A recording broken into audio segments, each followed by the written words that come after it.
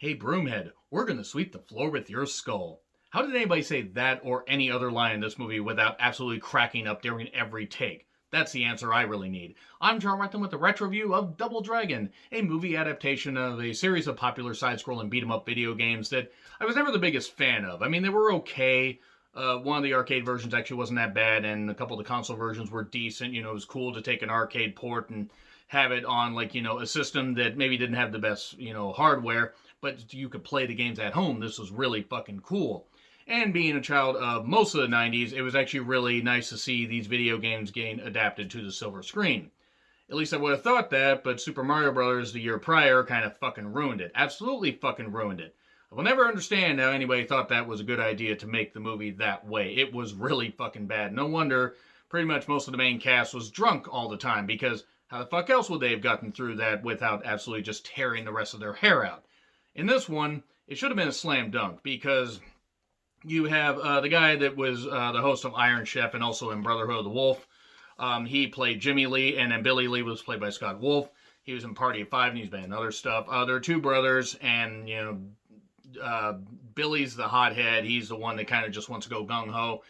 Jimmy is the one that wants to, be a little more level-headed, and they are living in New Angeles because there was a big earthquake in 2007, or, sometime before 2007, that pretty much reduced Los Angeles to being a smog-filled area where there's a lot of gang violence and a lot of, and people put weird paint on their face, and they spray paint video games, avoid copyright, and Alyssa Milano wears short shorts and somehow looks the absolute same here as she does now, apparently proving that she's an immortal. Seriously, she looks fucking great now and then. So, good on her. She plays a leader of a resistance named the Power Corp Group, where you got really short blonde hair. And, and then there's Robert Patrick, who he's hamming it up to levels that wouldn't be seen until Jeremy Irons was in the Dungeons and Dragons movie, which is something I may retro review at some point. I'm kind of avoiding really talking about the plot because there isn't much of a plot here. It's the two Lee brothers. They're just navigating the streets of New Angeles trying to win money, and they drive around in their car that they have to power with garbage. No, seriously, instead of using gas, even though gas is used freely later, they use garbage and pour it into some kind of engine port to make it go really fast. I don't fucking understand it either. So the plot, such as it is, involved a medallion being created that was split into two halves, body and soul. And you combine them, and you can use the powers for good, or in the case of Robert Patrick's character Shuko, you could use them for bad to, be a rich guy to take over the world. He's not a rich girl. No, no, no, no, no, no, no, no, no, no, no, no, no, no.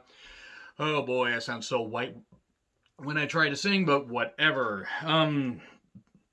We get, the opening narration, by the way, is done by Robert Patrick, which is really goddamn funny. And then we cut to somewhere in China. Well, that narrows it down. It's not like it's a big country or anything, but there's this village being burned, and there's this character of Lash, played by Christina Wagner, which, oh boy, her and Alyssa Milano has some of the most on-the-nose dialogue a little bit later. She's like the henchwoman. And she looked good here, I will say that. She was, the blonde with the whip, like every guy's fantasy back in the 90s, or maybe even now. I'm not going to judge here. But she gets one half of the medallion, thinking it's the whole medallion, because nobody told her that the medallion was split.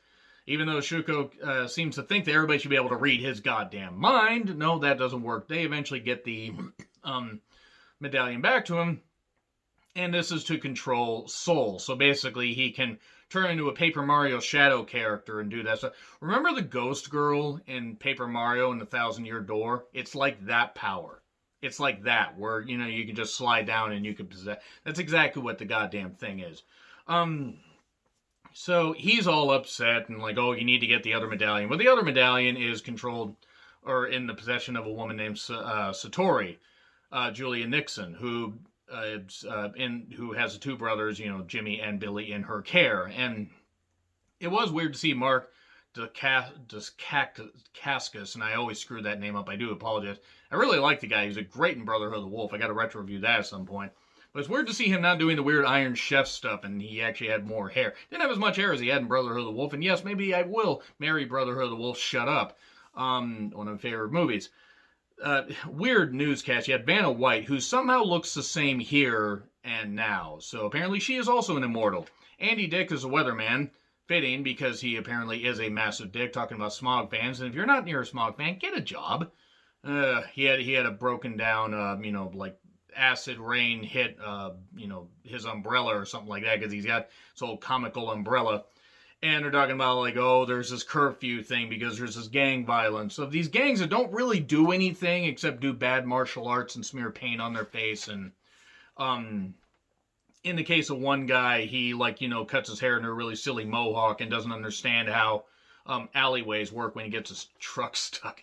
The dialogue, the computer effects, this was 94, so you don't expect the computer effects to be that good, but man, they thought this stuff was a good idea. It's amazing how far technology has come. The futuristic sets or the dystopian future sets is just a lot of garbage strewn around. They spent some money on this, but it wasn't great. They have this dragon wagon that's like if Ecto 1 had a rocket on the back of it, it was really silly. They just, when they're trying to run away, this movie is like 90% car chases and screaming and fight scenes. Like, that's really all it is. And it's a good thing that it's mostly a lot of noise, because whenever it slows down and you have to hear the dialogue, it's really fucking bad. They do a lot of screaming, a lot, we get some weird chasing, and then a can of Cheese Whiz, or some kind of, spray, the Cheese Whiz that you spray on, like, anything, really, because you can't put Cheese Whiz on anything if you're brave enough.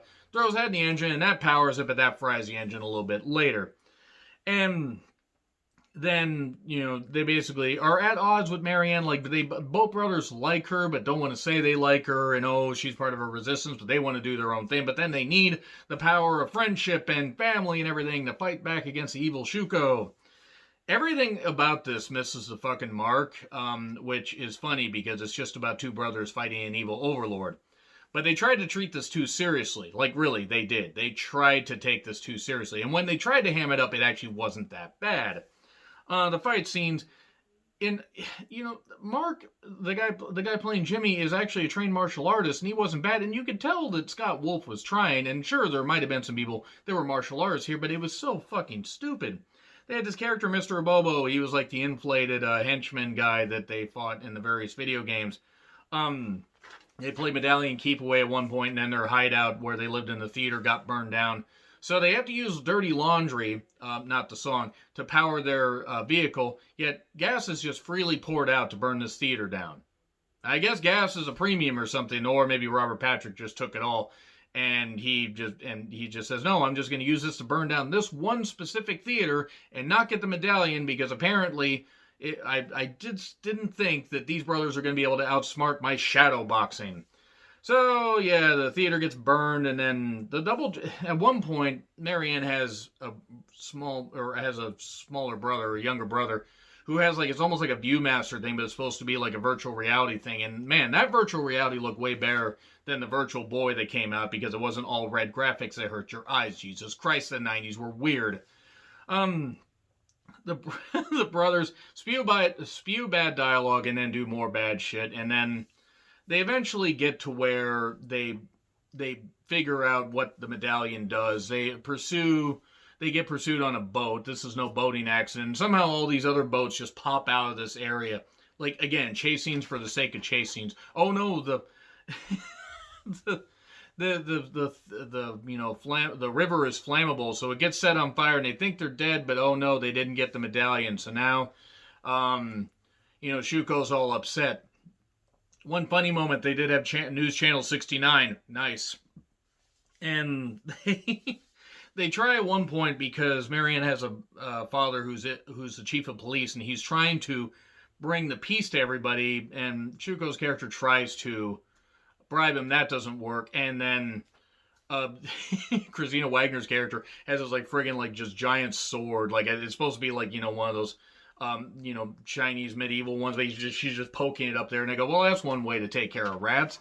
And then everybody just starts fighting. The brothers get separated, and then naturally, Shuko, because he can do Paper Mario shit, can take over, and he does that, and then he before that reveals that he killed the brothers' father, because of course he did. Why else wouldn't he have? Now, in this one part, and I'm gonna wrap this up here because this movie just it fucking fried my brain. They hatch this plan to break into Shuko's headquarters, which is really easy, by the way. I don't know how they weren't taken over by by a band of wombats that had like guns or something, or even like just slingshots. In fact, actually, now I am advocating to see a band of a movie about a band of wombats with slingshots. I think that would be funny. So. Abobo got captured. He was like all blowed up by this like weird steroid technology that made him look somewhat like the character from the video game. But he got captured by this resistance and then became a good guy because he knew the secret of Shuko's character. He always wore sunglasses because he hated lights. That factors in a little bit later. Lash says to Marianne, now who's the boss? Because Alyssa Milano was on Who's the Boss. She says, you're lucky. Generally, I put people in the hospital. And that right there, my God, what the fuck? How the fuck? And because Wagner was in General Hospital. And then the brothers fight, but it turns out that Jimmy is actually possessed. And then he's not possessed anymore, suddenly, somehow. But then, oh no, Shuko gets both halves of the medallion and forms them together, and then he becomes two lizard ninjas and they fight, and then the lights get turned on and he gets all shocked, and then because the brothers were saying before, oh shit, now we're fucked, but wait, suddenly the lights turn on and then he gets separated. It's like, because you got to keep them separated. And then medallion separates, they do it, he says, oh shit, and they go, you said it, and then they beat him up. They get the outfits from the video game. It took 90% of the movie to get the outfits from the video game because boy, they wanted this to be a franchise. And then they beat him up, and then Mark or Jimmy possesses him and has this rich guy give a whole bunch of money on this weird voice controlled check machine. He gives a whole bunch of money to the LAAPD, and okay, cool, they're just going to get a whole bunch of money to fund and take care of gang violence and stuff like that. And apparently New Angeles is going to be just totally fine. You could just speak into a box and give people money. Technology is great. This movie fucking wasn't. In fact, yeah, that's pretty much it right there. Yeah, Double Dragon, that's about it. I'll probably be doing more video game movie adaptations at some point, just because why the fuck not? I could watch some bad movies and maybe get some good views. What did you guys think of the Double Dragon movie? Let me know in the comments. Like, share, subscribe, Twitter handle in the description. I'm John Retlin. I'll see you soon.